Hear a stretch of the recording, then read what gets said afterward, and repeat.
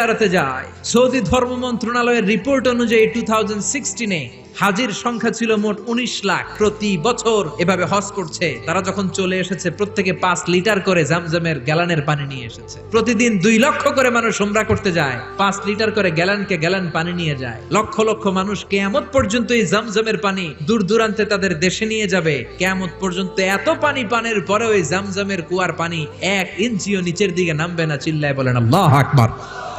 সাইয়েদনা ইব্রাহিম আলাইহিস সালামের স্ত্রী হাজারকে সাথে নিয়ে, দুধের বাচ্চা ইসমাইলকে সাথে নিয়ে কাবার পাশে তাদেরকে রেখে আসলেন।